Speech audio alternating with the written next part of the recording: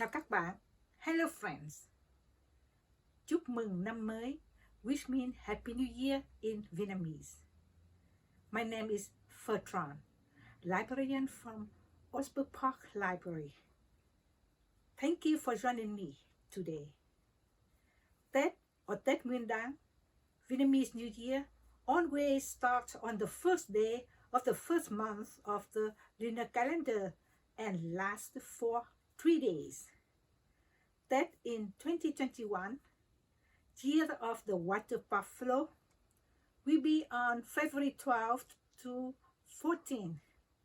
The date change from year to year as is based on the lunar calendar.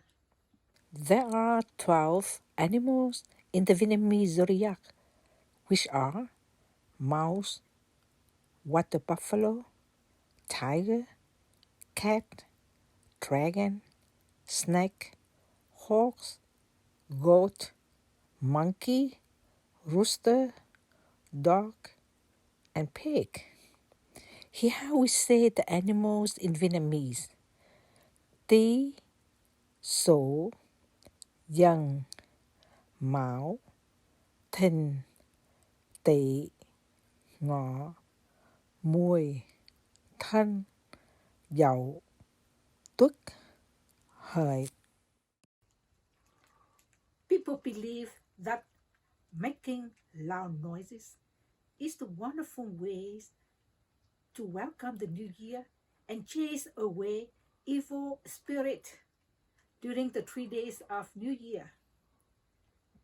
Since we cannot light the firecracker inside the house, you can pop the bubble wrap to make loud noises. Let's try it.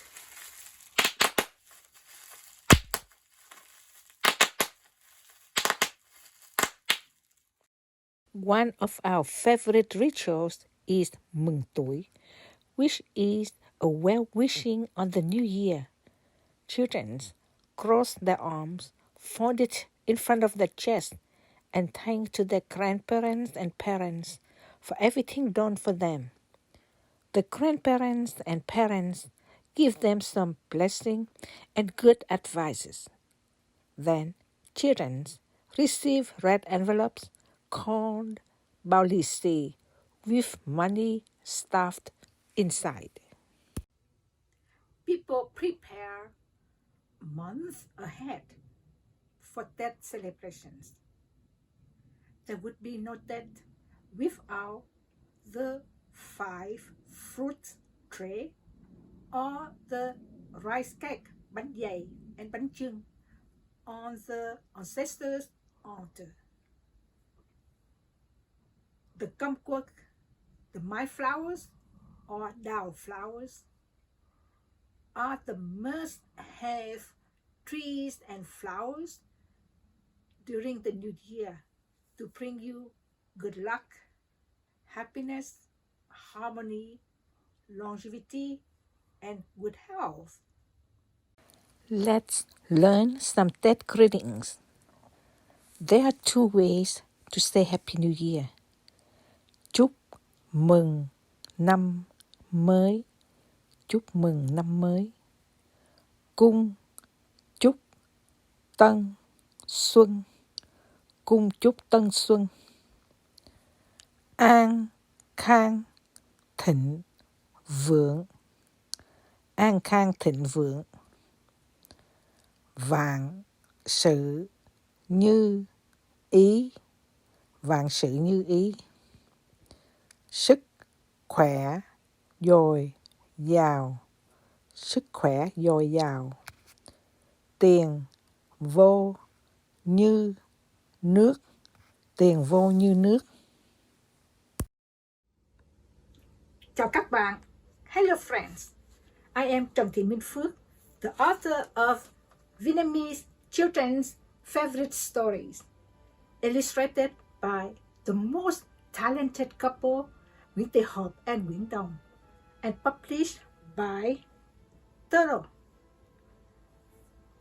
As a librarian and storyteller, I have been privileged to bring to life for listeners of all ages many fascinating stories and tales from around the world.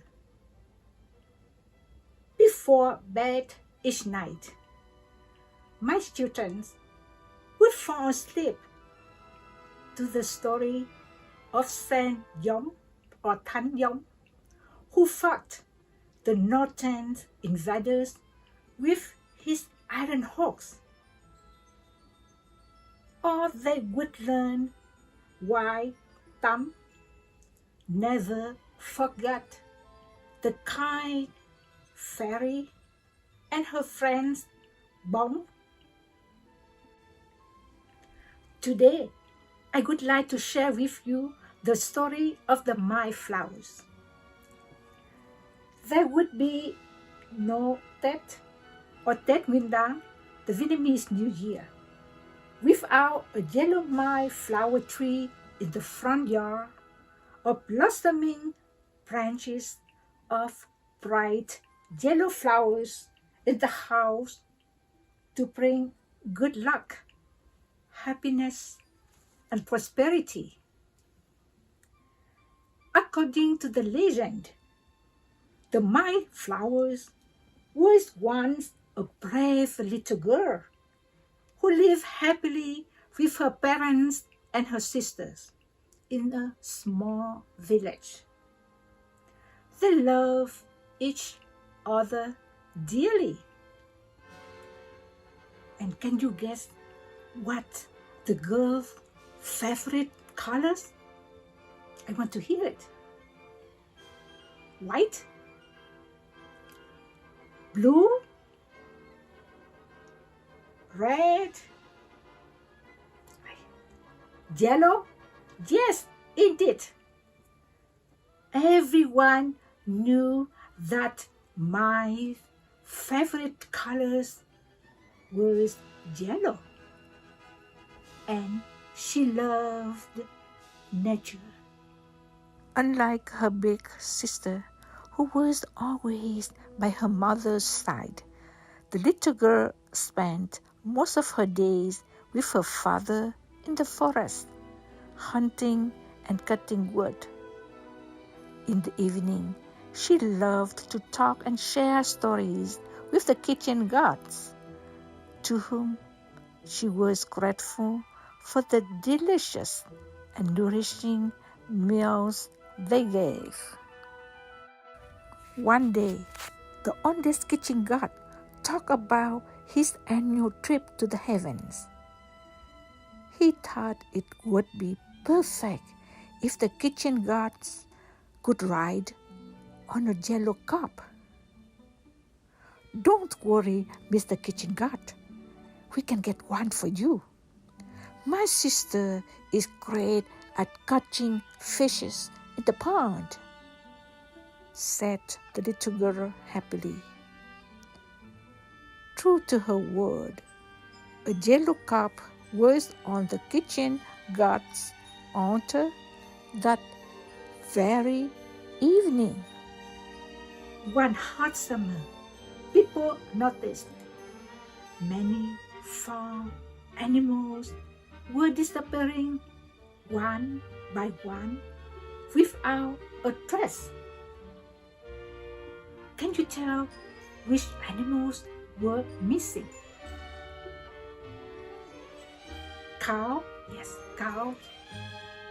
Buffalo, rooster, chicken,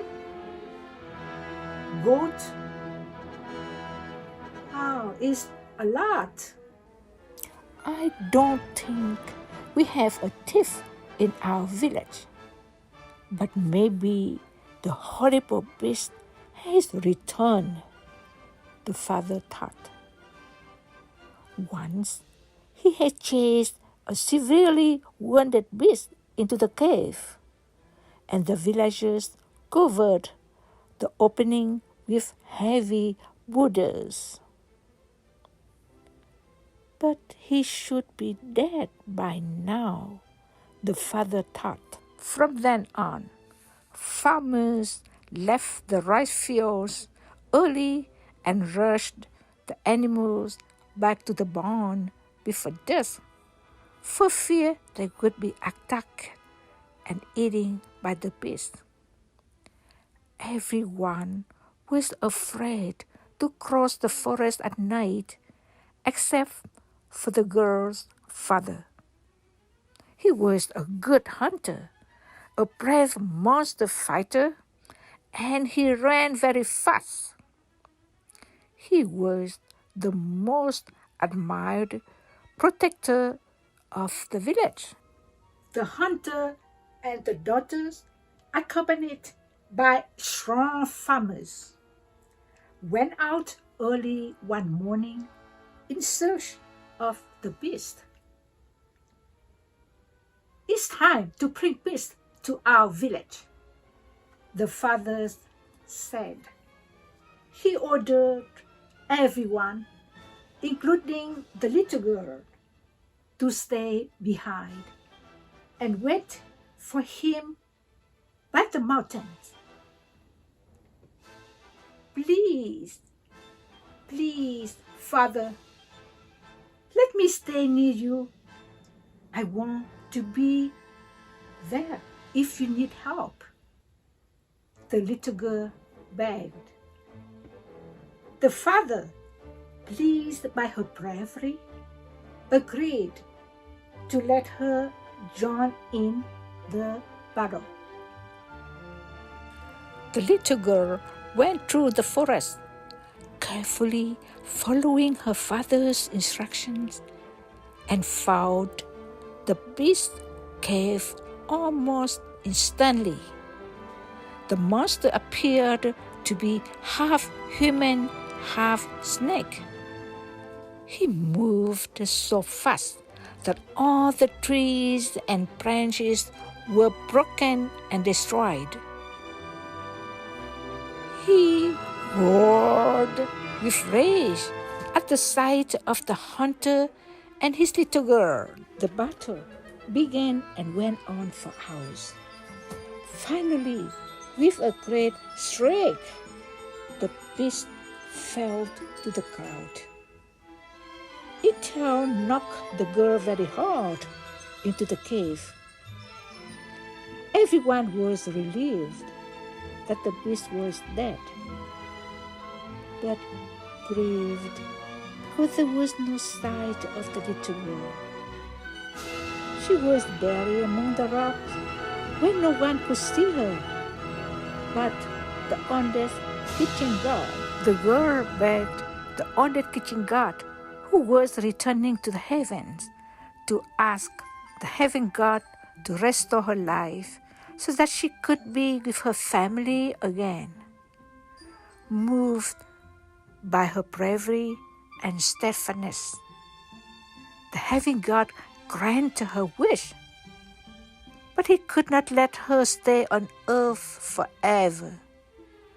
She could return to earth only for 9 days every year during that.